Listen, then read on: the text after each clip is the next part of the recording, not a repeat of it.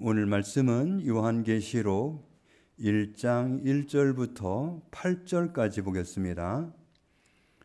요한계시록 1장 1절부터 8절 말씀입니다. 예수 그리스도의 계시라.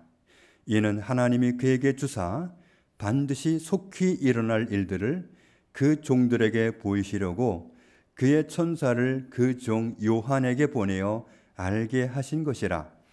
요한은 하나님의 말씀과 예수 그리스도의 증거 곧 자기가 본 것을 다 증언하였느니라. 이 예언의 말씀을 읽는 자와 듣는 자와 그 가운데에 기록한 것을 지키는 자는 복이 있나니 때가 가까움이라.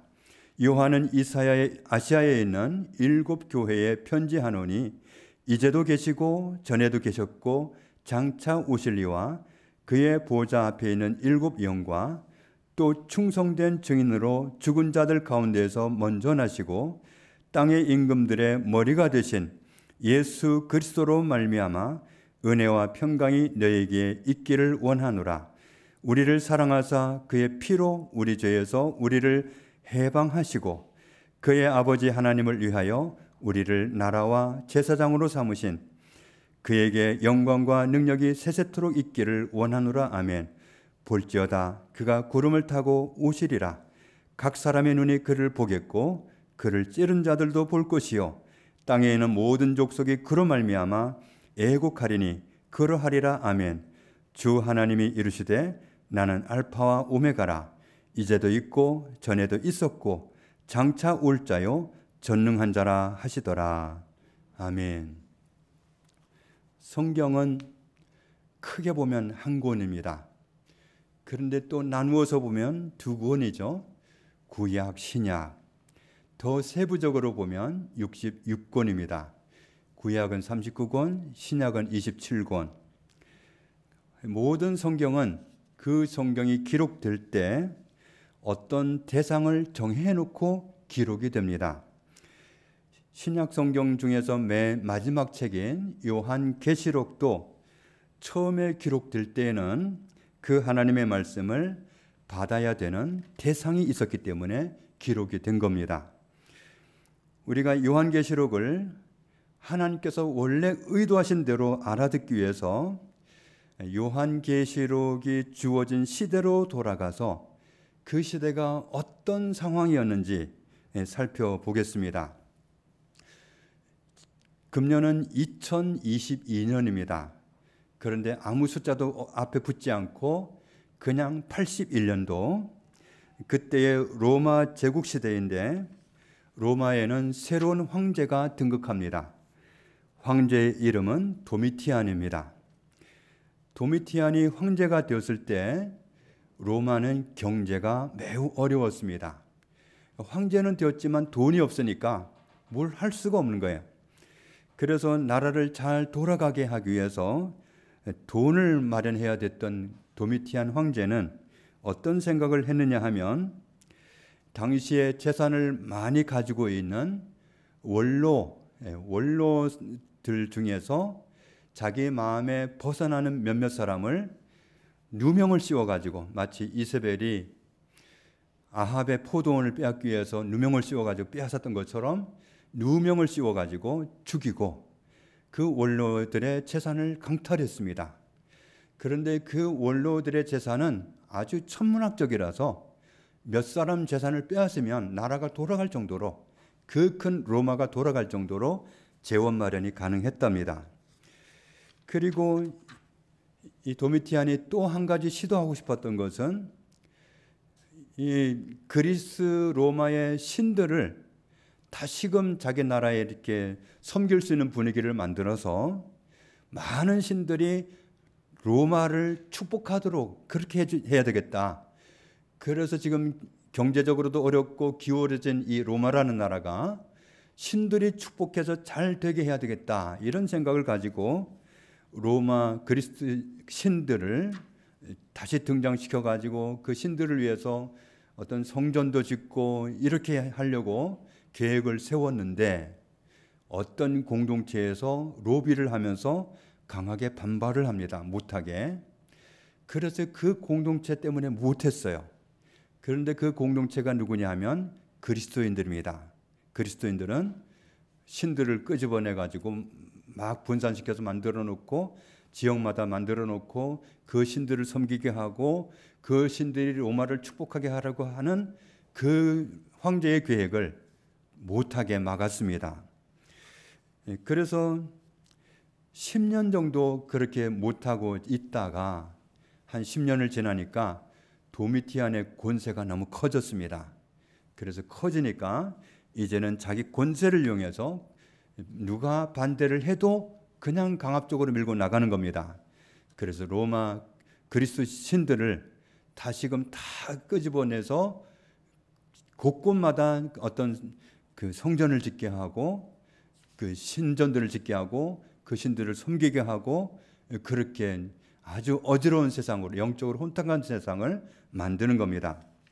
그리고는 또 한 가지 발표를 하는데 뭐라고 발표를 하느냐 하면 원로들 앞에서 사실은 내가 여러분한테 거짓말한 게 있다. 그 뭘 거짓말했냐고 물으니까 자기는 원래 사람이 아니다. 난 원래 신인데 내가 사람인 척했다. 그러니 이제부터는 나를 사람으로 부르지 말고 황제로 부르지 말고 하나님이라고 불러라. 그래서 이제부터는 나를 부를 때 우리 주 우리 하나님이라고 불러라. 이렇게 나간 겁니다. 그런데 이 로마의 황제들은 죽고 나면 원래 신 대접을 해준대요. 그런데 이 원로들이 막아낼 반대할 힘도 없지만 너무 권세가 커지니까 힘도 없지만 뭐 죽어서 신 되나 지금 얼마 안 남았는데 지금 신 되나 별 차이 없다 그러면서 환영을 한 거예요. 그래서 이 도미티안이 자기를 만나러 올 때는 우리 주 우리 하나님 그러고 만나게 하는 거예요. 그렇게 안 하면 그건 곤란한 거죠. 그러니까 이 그리스도인들이 타깃이 된 거예요. 그리스도인들은 도미티안을 우리 주 우리 하나님이라고 부를 수가 없잖아요. 그래서 그리스도인들을 이 도미티안이 아주 무지무지하게 박해를 합니다. 그래서 그리스도인들은 숨을 수밖에 없었어요. 카타콤에 숨고 광야로 도망가고 그러면 로마 군인들이 카타콤에 잡으러 갑니다. 가면은 들어가기를 로마 군인들은 꺼려요. 그 카타콤이란 그 바위 동굴 속에는 없는 게 없이 다 되어 있는 그런 기가 막힌 도시가 되어 있는데 그 안에 내부 길을 모르는 사람이 들어가면 살아서 돌아올 수가 없어요. 그러니까 로마 군인들이 쫓아갔어도 들어가지 못하는 거예요. 망설이다 돌아오고 하는 거죠. 그러다가 정말 이 그리스도인들이 어디 숨어 있는지 근거지를 알고 싶은데 방법이 없으니까 꾀를 내는 겁니다. 그 감옥에 갇혀 있는 그리스도인들의 어린아이들과 부모와 함께 근사한 식탁을 마련해 놓고 식사를 하게 합니다. 마치 이제는 너희들 해방시킬 거다 뭐 이런 안도감을 주는 듯이 그냥 막 대접을 하는 거예요. 그래서 맛있게 먹고 자녀들과 함께 먹고 좋은 시간을 보냈는데 그 어린 꼬마들을 보낼 때 너희들 먼저 가라. 그러면서 보내놓고 그 아이들을 물어뜯게 하기 위해서 사냥개를 며칠 동안을 굶겨놨답니다. 그리고 정말 그 아이들이 나갈 그 시간이 임박했을 때는 창으로 개들을 막 찔러가지고 아주 독이 받치도록 그렇게 해놓고 얘들아 가라 그래 놓고 사냥개를 풀어버리는 거예요. 그러면 사냥개가 가가지고 목을 물고는 아이들을 죽이는 거예요. 그러니 그 모습을 부모들이 다 보는 데서 그러니까 그러면 이제 부모들을 다구치는 거죠. 그러면 불어라. 너희 근거지가 어디냐? 어디 숨어 있냐? 이렇게 해서 정말 근거지를 숨겨왔던 그리스도인들이 자녀들이 그렇게 죽어나가는 모습을 참아 볼 수 없으니까 불기도 하는 거예요. 그렇게 정말 곤란을 당하는 그런 일들이 있었습니다. 그리스도인들을 맹수를 풀어서 물어뜯게 하고 그리고 불태워 죽이기도 하고 맹수가 정말 갓난아기 안고 있는 그 엄마한테 달려들어가지고 아이 목을 그냥 으스러뜨리게 하고, 정말 사람이라면 할 수 없는 그런 어느 시대보다도 완악한 박해를 했던 때가 도미티안 박해입니다.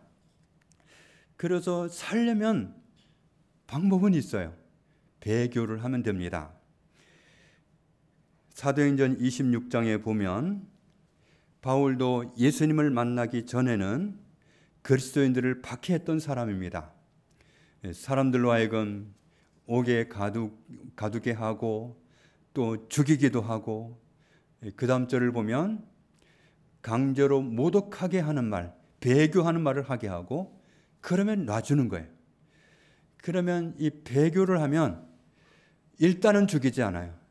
이 정말 그리스도인들을 닥달할 때 모든 사람들이 다 모인 곳에서 옷을 다 발가벗기고, 그리스도인들을, 그리고는 로마 신들이 그 음란한 그 신화들이 많이 있는데 그 음란한 신화를 연극을 해보라고, 벌거벗은 채로 연극을 하라고 그리스도인들한테 그렇게 수치를 주는 겁니다. 그래서 거기서 뭐 신앙을 지키려면 해야 되는 거예요. 수치를 당해가면서 벌거벗은 채로 수많은 사람이 보는 앞에서 망신을 당해가면서 연극을 합니다. 그리고 끝나는 게 아니라 그 다음에는 맹수들한테 물어뜯겨 죽임을 당하는 겁니다. 거기서 배교를 하면 살아요. 그러면 사는데 그냥 편안하게 살려주는 게 아니라 그 다음 또 그리스도인들을 박해하는 그날이 되면 이 배교한 그리스도인들은 맨 앞자리에 앉힌대요. 맨 앞자리에 앉혀가지고 그 그리스도인들 잡아와가지고 박해하는 모습을 보면서 전날 배교했던 그리스도인들이 어떤 표정으로 있는지, 어떤 행동을 하는지를 또 감독한다는 거예요. 그래서 또 고난당하는 그리스도인들을 보고 여기 앉아있는 이전에 배교했던 그리스도인들이 눈물을 흘린다든지 안쓰러운 모습을 한다든지 막 그런 모습을 보이면 그건 배교한 게 아니라고 간주하고 죽이는 겁니다. 그렇게 아주 혹독한 고문을 하고 죽이는 그런 일을 했답니다. 그래서 그때 수많은 사람들이 순교하고 또 한편 수많은 사람들이 배교하고 그런 일들이 일어났습니다. 카타콤으로 살기 위해서 가서 숨고, 산으로 도망 다니고, 계곡으로 도망 다니고, 교회 입장에서 보면 교회가 무너질 상황이 된 아주 심각한 상황이 그 당시의 상황이었습니다. 교회 지도자들은 모두 잡혀가고, 오늘 요한계시록 1장 9절을 보면 사도 요한도 이때에 반모라는 섬에 유배를 당하고 있었습니다. 모든 그리스도인들은 순교를 당해서 없어지든지 아니면 다 배교를 하고 없어지든지 교회가 사라질 위기를 맞이한 겁니다. 도미티안 황제의 매서운 박해 때문에 교회가 완전히 없어질 것 같은 풍전등화와 같은 그런 상황에 놓여 있는 그 고통 가운데 있는 그리스도인들에게 그때 주어진 말씀이 요한계시록입니다. 마태복음 16장을 보면 그리스도인들은 예수님을 유일하신 주인님, 유일하신 하나님으로 고백하는 사람들입니다. 그런데 지금 도미티안이라는 황제가 자기는 사람이면서 자기를 황제라 부르지 말고 우리 주, 우리 하나님이라고 부르라고 강요를 하는 겁니다. 그리스도인들을 함정에 몰아넣기 위한 작전이었던 거죠. 인간인 도미티안인 어떻게 우리 주 하나님이 될 수 있느냐? 말도 안 된다. 이렇게 확고부동하게 서서 그렇게 못한다고 선언을 하고 핍박을 받고 순환을 당하고 죽임을 당하든지 그렇게 해서 순교를 하든가 아니면 살기 위해서 배교를 하고 박해를 견뎌낼 자신이 없어서 배교를 하고 그런 상황이 계속 연출되면서 교회는 매우 심각한 상황이 된 겁니다. 그런 상황에서 또 얼마나 많은 그리스도인들이 갈등을 하고 있었겠어요? 정말 배교를 해야 되느냐 아니면 내가 신앙을 지켜야 되느냐 이거 가지고 얼마나 고민을 했겠어요. 그런 곤란한 상황에 처해 있는 그리스도인들을 향해서 요한계시록을 주신 겁니다. 누가 진정한 우리의 주인이시고 누가 진짜 하나님이시냐, 여기에 초점이 맞추어져 있습니다. 그러다 보니까 요한계시록은 예수님을 많이 소개하고 있습니다. 그리스도인들이 자기 주인을, 자기 하나님을 도미티안으로 바꾸지 않으면 몰살당할 위기를 당했는데 어떻게 처신하는 것이 옳을까요? 히브리서 3장 말씀을 보면 집마다 지은이가 있으니 만물을 지으신 이는 하나님이시라. 사람이 사는 집은 사람이 짓습니다. 부산에서 아파트를 지었는데 너무 부실하게 공사를 해가지고 완성 단계에서 무너져 버렸습니다. 우리는 이런 일들을 보면서 사람이 얼마나 잔꾀를 많이 부리고 얼마나 믿을 수 없는 존재인지 더 확인하게 됩니다.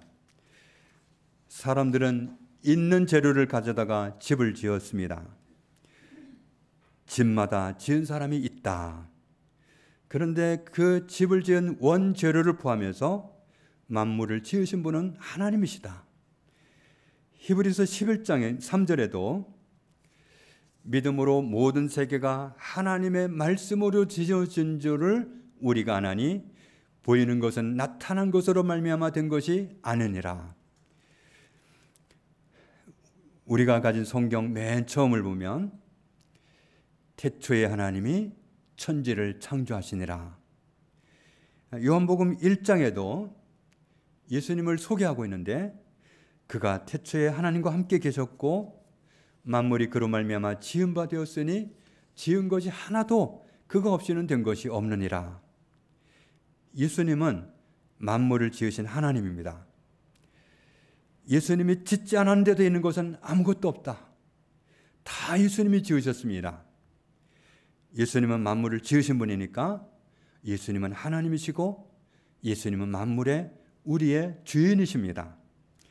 그래서 1장 10절 이하에 보면 그가 세상에 계셨으며 세상은 그로 말미암아 지은 바 되었으되 세상이 그를 알지 못하였고 자기 땅에 오매 자기 백성이 영접하지 아니하였으나 영접하는 자 곧 그 이름을 믿는 자들에게는 하나님의 자녀가 되는 권세를 주셨으니, 예수님을 우리를 지으신 만물을 지으신 주인님으로 발견하고 하나님으로 발견하고 믿는 사람은 하나님의 자녀로 받아주신다는 겁니다. 그런데 3장 14절 15절을 보면 모세가 광야에서 뱀을 든 것 같이 인자도 들려야 하리니 이는 그를 믿는 자마다 영생을 얻게 하려 하심이니라. 16절에는 하나님이 세상을 이처럼 사랑하사 독생자를 주셨으니 이는 그를 믿는 자마다 멸망하지 않고 영생을 얻게 하려 하심이라. 예수님은 우리를 지으신 주인이시고 하나님이신데 우리를 구원하기 위해서 하나님의 보내심을 받고 오신 분입니다. 우리를 구원하시기 위해서 예수님은 어떻게 하신다고 했느냐 하면 그 전능하신 하나님의 권세로 이놈들 하고 구원해내는 게 아니라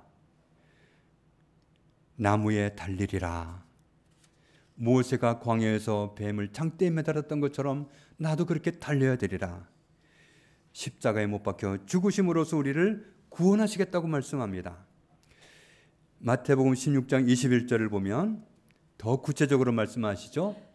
이때로부터 예수 그리스도께서 자기가 예루살렘에 올라가 장로들과 대제사장들과 서기관들에게 많은 고난을 받고 죽임을 당하고 제3일에 살아나야 할 것을 제자들에게 비로소 나타내시니, 왜 만물을 창조하시고 우리를 창조하신 하나님이 우리의 주인이 십자가에 죽으셔야 되고 부활하셔야 될까요? 예수님은 우리를 구원하러 오셨는데 왜 우리를 구원하기 위해서 그렇게 하셔야 될까요? 누가복음 1장 77절을 보면 주의 백성에게 그 죄사함으로 말미암는 구원을 알게 하리니, 죄사함 받는 게 구원이다. 우리의 구원은 죄에서 구원받는 거예요. 우리의 문제는 죄 문제였습니다. 죄 사함을 받는 것이 구원이면 우리 생각으로는 그냥 선포해도 될 것 같잖아요. 내가 너희를 용서하기로 했다. 용서하마. 앞으로 잘해라. 이러면 될 것 같잖아요. 그런데 그렇게 안 하시고 죽으시겠다는 거예요. 로마서 6장 23절을 보면 죄의 삭은 사망이요 그랬습니다. 죄값이 지불돼야 하는데 죄값은 죽음으로 지불돼야 되는 거예요. 그런데 우리가 죽으면 끝나버리니까 우리를 살리기 위해서 하나님이신 예수님이 사람 형상을 입고 오셔서 대신 죽겠다는 거예요. 그리고 당신은 하나님이니까 다시 살겠다는 거예요. 그렇게 해서 우리를 구원하시기로 하셨다고 말씀하시는 겁니다. 히브리서 9장 27절을 보면 죄를 지은 사람은 한 번은 죽습니다. 그러면 끝나는 게 아니라 심판을 받고 영원한 형벌을 받기 위해서 지옥으로 가게 됩니다. 사실 죄를 지은 사람이 그냥 죽음으로 끝나는 것이 모든 것이라면 예수님이 오실 필요도 없었고 예수님이 십자가에 죽으실 이유도 없었습니다. 그런데 우리가 그렇게 간단하게 죄 때문에 죽으면 끝나는 존재가 아니라 죽으면 심판을 받고 심판을 거쳐서 정죄를 받고 영원한 형벌을 받기 위해서 지옥으로 가야 되기 때문에 그래서 우리를 거기서 해방시키려고 예수님이 오신 겁니다. 요한일서 4장 9절에 하나님의 사랑이 우리에게 이렇게 나타난 바 되었으니 하나님이 자기의 독생자를 세상에 보내심은 그로 말미암아 우리를 살리려 하심이라. 고린도전서 15장에 예수님은 성경에서 미리 말씀하신 대로 우리 죄를 위해서 대신 죽으셨고 또 성경에서 미리 말씀하신 대로 장사 지낸 바 되셨지만 사흘 만에 살아나셨습니다. 부활하셨습니다. 하나님이 약속하신 말씀대로 우리의 구원을 그렇게 이루신 거죠. 예수님은 우리를 창조하신 하나님이시고 주인이시지만 우리의 죄를 위해서 죽어주시기 위해서 몸을 입고 오셨잖아요. 히브리서 2장에도 보면 자녀들은 혈과 육에 속하였음에 그도 또한 같은 모양으로 혈과 육을 함께 지니심은 죽음을 통하여 죽음의 세력을 잡은 자 곧 마귀를 멸하시며 또 죽기를 무서워함으로 한평생 매여 종노릇하는 모든 자들을 놓아주려 하심이니 우리를 해방시켜 주시기 위해서 우리 죄를 위해서 죽으시려고 작정하고 몸을 입고 나타나셨다는 거죠. 약속하신 대로 예수님이 십자가에서 우리의 죄값을 자기 몸으로 지불하시고 우리를 죄사함 받는 길을 열어주셨습니다.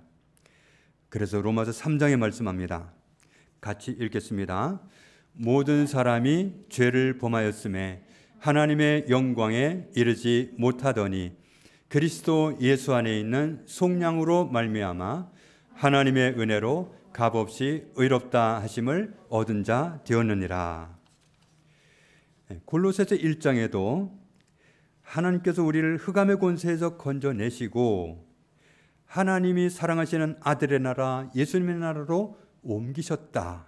그러면서 그 아들 안에서 우리가 속량 곧 죄사함을 얻었도다. 하나님의 아들이 우리 죄를 위해서 죽으셨기 때문에 그랬기 때문에 아들 안에서 죄사함을 얻었다. 이렇게 말씀하시는 겁니다. 에베소서 2장 1절에도 하나님께서 허물과 죄로 죽었던 우리를 살려주셨다고 말씀합니다. 8절을 보면 우리가 예수님의 공로로 하나님의 은혜로 죄 사함 받았다는 사실을 믿으면 구원받은 사람이 된다고 말씀합니다. 예수 그리스도를 통해서 내가 의인이 됐다. 정말 나를 봐서는 답이 안 나오지만 예수님이 이 죄인을 위해서 대신 죽어주심으로 인해서 내 죄값이 지불되었고 그래서 하나님이 예수님을 보고서 나를 용서해 주셨다. 이 사실을 알기만 하면 구원받는 거예요. 이미 구원받은 사람이라는 사실을 알게 되는 거죠. 우리를 구원하신 예수님이 천국으로 승천하셨습니다. 가시면서 하시는 말씀이 내가 천국에 너희가 살 처소를 예비해 놓고 다시 와서 너희를 나 있는 곳으로 데려가겠다. 그렇게 말씀하시고 가셨습니다. 자기를 희생해서 우리를 죄와 사망에서 구원하신 예수님을 믿고 따르는 삶을 산 성도는 예수님이 다시 오시는 날, 그날 예수님과 함께 천국으로 가게 되겠지만, 이 구원의 은혜를 외면하고 받아들이지 않으면 예수님이 다시 오시는 날이 그들에게는 심판의 날이 될 것입니다. 다시 요한계시록이 주어진 그 시대로 돌아가 보겠습니다. 도미티안 황제가 그리스도인들을 아주 씨를 말리기 위해서 작정하고서 무시무시한 박해를 했습니다. 그 박해가 있기 25년 전에도 큰 박해가 있었어요. 그때는 네로라는 황제가 정신이 온전하지 않아가지고 로마 시내에다 불을 질러놓고 황제를 공격하니까 그걸 그리스도인들이 불을 냈다고 헛소문을 내서 세상 사람들이 다 그리스도인들을 박해하도록 그렇게 환경을 조성해가지고 그때도 박해를 받았는데, 그때 박해보다도 도미티안 때 박해가 정말 전무후무한 박해였기 때문에 정말 살아남기 어렵고 신앙을 지키기 어려운 그런 시대였습니다. 근래에 코로나 정책으로 인해서 한국 교회도 타격을 많이 입었습니다. 1만여 개의 교회가 문을 닫았습니다. 박해라고 할 수도 없는 그런 어려움을 겪으면서 이렇게 타격이 컸었는데, 도미티안 때는 아예 그리스도인들을 지상에서 없애겠다고 황제가 작정하고 나섰기 때문에 그 박해는 정말 견디기 어려웠고 이겨내기가 어려운 그런 시험이었습니다. 그래서 그리스도인들에게는 정말 피비린내 나는 그런 시절이었습니다. 그런 상황에서 오늘 보니까 예수 그리스도의 계시라, 우리를 구원하신 예수님이 직접 말씀하시는 거다 이거죠. 하나님이 그에게 주사 반드시 속히 일어날 일들을 그 종들에게 보이시려고 그의 천사를 그 종 요한에게 보내어 알게 하신 것이라. 이 핍박 가운데에서 정말 우리가 존재할 수 있을까? 그리스도인들이 살아남을 수 있을까?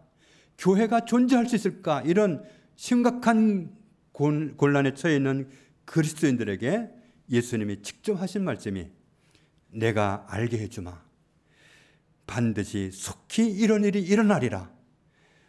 이렇게 말씀하신 겁니다. 요한계시록은 먼 훗날에 일어날 일을 예언해서 기록하기보다는 당장의 네로 황제의 그 무시무시한 박해 앞에서 곤란을 겪고 있는 그리스도인들을 향해서 주어진 말씀입니다. 그러니까 그 시대 환경으로 돌아가서 그들을 이해하지 못하면 요한계시록을 제대로 이해할 수가 없습니다. 그러니까 그 시대로 돌아가서 이렇게 적용을 해서 보면 요한계시록이 이런 뜻이었구나 알고는 정말 어떤 마음가짐으로 하나님을 섬기고 살아야 될지를 정할 텐데, 그런 걸 다 무시해버리고 엉터리 해석을 해가지고 이 성도들을 지옥으로 끌고 가는 그런 이단들이 참 많습니다. 3절에 보면 이 예언의 말씀을 읽는 자와 듣는 자와 그 가운데 기록한 것을 지키는 자는 복이 있나니 때가 가까움이라. 때가 가깝다는 것은 이 환란이 지나가는 때가 멀리 있는 게 아니다. 금세 지나간다는 거죠. 그래서 금세 지나가고 예수 그리스도의 주권이 서는 날이 곧 올 테니까 내가 하는 말을 읽고 듣고 지키는 사람이 복을 받는다. 이렇게 말씀하신 겁니다. 이 말씀을 보면 뉘앙스가 느껴지죠. 도미티안의 무서운 박해가 교회를 전멸시키도록 두지 않겠다는 겁니다. 뭔가를 행하시겠다는 의지가 보이는 말씀입니다. 미친 사람처럼 그리스도인들을 전멸시키겠다고 달려드는 도미티안 황제를 누가 막을 수 있겠습니까? 사람은 막을 수 없어요. 그런데 4절에 사도 요한은 예수님이 시키신 대로 심부름을 하는데, 당시에 본인이 유배당하고 있던 섬을 중심으로 주변에 있던 7 교회에, 그러니까 박해 가운데 있는 교회들에게 예수님이 주시는 말씀을 적어서 편지로 보내게 됩니다. 그러면서 예수님을 드러내고 있는데 예수님은 어떤 분이냐? 끝부분에 보니까 이제도 계시고 전에도 계셨고 장차 오실 이시며, 이제도 계시고 전에도 계셨고 장차 오실 분이시다. 예수님은 그야말로 역사 한가운데 계신 분이시다. 8절을 보면 8절 같이 읽습니다. 주 하나님이 이르시되 나는 알파와 오메가라. 이제도 있고 전에도 있었고 장차 올 자요 전능한 자라 하시더라. 인간적인 안목으로 보면 도미티안이 역사를 주관하는 것 같아요. 교회는 없어질 것 같아요. 그리스도인들은 씨가 마를 것 같습니다. 그러나 그게 아니라는 사실을 주 하나님이 이르시되, 우리를 창조하셨고 우리를 구원하셨고 우리를 붙들고 계시는 주인이시고 하나님이신 예수님이 말씀하시기를 이르시되 나는 알파와 오메가라.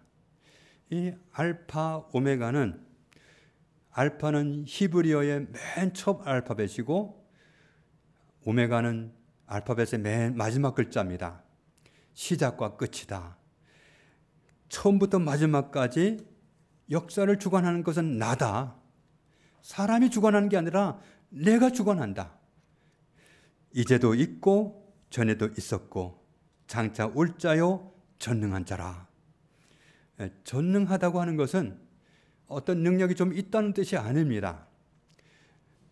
어떤 게 능력이냐 하면은 전혀 불가능한 절망의 상황에서 소망을 가져오는 것이 전능입니다.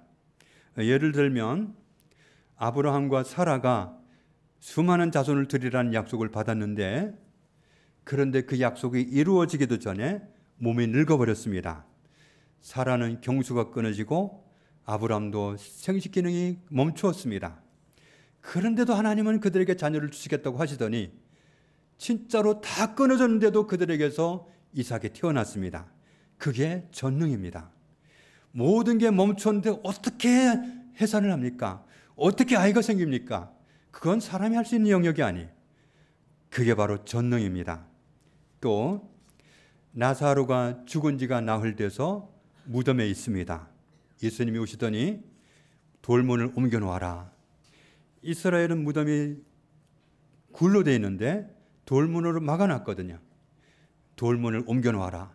아니 예수님, 죽은 지가 벌써 나흘이 돼가지고 시체 썩는 냄새가 나요. 뭐하러 그 문을 옮겨요? 네가 믿으면 하나님의 영광을 보리라고 하지 않았니? 그래서 할 수 없이 돌문을 옮겨 놓았더니 예수님이 죽은 나사로를, 살아있는 나사로를 부르시 말씀하시잖아요. 나사로야 나오너라. 나사로가 죽은 지 나흘 돼가지고 시체 썩는 그런 상태였던 나사로가 살아서 걸어 나오지 않았습니까? 그게 전능입니다. 나는 전능한 자다. 나는 전능하다. 주 하나님이 이르시되 나는 알파와 오메가라. 이제도 있고 전에도 있었고 장차 올 자요 전능한 자라. 알파와 오메가다. 시작부터 끝까지 내가 역사의 주인이다. 사람이 아니다. 흔들리지 말아라. 전능하시다는 것은 아무도 해방할 수 없다는 겁니다. 어떤 권세도 예수님을 막을 수 없다는 겁니다. 역사의 실권자는 예수 그리스도라는 것을 잊지 말라는 겁니다. 그런데 이제도 있고 전에도 있었고 장차 올 자, 이렇게 표현한 것은 시제를 표현하는 방식으로서는 정확한 표현이 아닙니다. 시제를 제대로 표현한 말씀을 보면 4장 8절입니다. 중간에 보면 거룩하다 거룩하다 거룩하다 주 하나님 곧 전능하신 이여 전에도 계셨고 이제도 계시고 장차 오실 이시라 하고, 이게 시제를 표현하는 방법이 맞아요. 과거를 먼저 말하고 현재를 말하고 미래를 말하는 게 시제를, 과거, 현재, 미래를 표현할 때는 이게 맞는 방법이에요. 그런데 1장 4절을 보면 시제가 바뀌었습니다. 이제도 계시고 전에도 계셨고 장차 오실리. 8절에도 이제도 있고 전에도 있었고 장차 올 자요. 시제가 배열하는 순서가 바뀌었어요. 아니, 시제를 다 다루려면 과거, 현재, 미래를 써야지. 왜 여기서는 시제를 위치를 바꾸었을까요? 의도적으로 그런 겁니다. 지금 그리스도인들은 전멸할까 살까? 정말 이 밖에서 살아남을 수 있을까? 그리스도인들이 존재할 수 있을까? 교회가 존재할 수 있을까? 그 기로에 놓여 있는 그리스도인들에게 내가 지금도 너희와 함께 있다. 이게 그들에게 너무도 필요한 메시지였던 거예요. 지금도 내가 너희와 함께 있다. 전에도 있었고 앞으로도 너희와 함께 한다. 내가 마침내 너희를 데리러 다시 온다. 이렇게 힘을 실어주기 위해서 표현을, 시제를 옮길 때 바꾸신 겁니다. 이제도 계시고 이제도 있고. 지금 얼마나 큰 곤란 가운데 있는지 내가 너희와 함께 있고 내가 다 알고 있다. 그러나 내가 전능자이다. 내가 역사의 실권자다. 역사는 사람이 주관하는 게 아니다. 내가 주관하는 거다. 아무도 나를 막을 수가 없다. 과거에도 함께 했었고 미래에도 너희와 함께 있는 내가 역사의 주권자다. 그러므로 우리 그리스도인들은 어떤 상황에 있든지 언제든지 우리와 함께 계시는 주님을 바라보아야 합니다. 예수님은 이제도 계시고 전에도 계셨고 장차 오실 분이십니다. 역사의 주인이십니다. 역사의 주관자이십니다. 그러니까 환경이 아무리 혹독하고 써도 그 역사를 주관하시는 실제 주권자는 예수 그리스도입니다. 4절 다시 보면 이제도 계시고 전에도 계셨고 장차 오실리. 다시 오십니다. 지금도 계십니다. 전에도 계셨었습니다. 8절 다시 봅니다. 같이 읽습니다. 주 하나님이 이르시되 나는 알파와 오메가라. 이제도 있고 전에도 있었고 장차 올 자요 전능한 자라 하시더라. 이제도 계십니다. 전에도 함께 계셨습니다. 장차 심판자로 우리를 천국으로 인도하시는 주권자로 오실 전능한 하나님이 우리를 구원하신 예수 그리스도입니다. 그래서 우리는 언제나 예수 그리스도를 바라봐야 돼. 지금도 계시고 전에도 계셔왔고 장차 우리를 천국으로 데려가시기 위해서 오실 분 예수 그리스도를 항상 바라보는 것이 우리가 멸망에 빠지지 않고 살아남을 수 있는 방법입니다. 세상의 환경이 아무리 어렵고 박해가 아무리 크고 무섭다 할지라도 역사의 주인은 예수 그리스도입니다. 이제도 계시고 전에도 계셨고 장차 오실 분, 이제도 있고 전에도 있었고 장차 올 분 예수 그리스도를 항상 바라보므로, 그 전능하신 하나님을 항상 바라보므로 시험에 빠지지 않고 멸망의 수렁으로 빠지지 않고 영생 얻은 이 구원의 자리에 항상 머물러 살아가는 저와 여러분 되시기를 주님의 이름으로 축복합니다. 주님 감사합니다. 이제도 계십니다. 전에도 계셨습니다. 장차 우리를 데리러 오십니다. 역사의 주권자이시요 주관자이시요 전능자이십니다. 아무도 막을 수 없습니다. 주님을 줄곧 바라보므로 우리의 믿음을 놓게 하는 사탄의 모든 시험을 항상 이기게 하시고 주와 함께 살아가는 저희들이 되게 하여 주옵소서. 예수님 이름으로 기도합니다.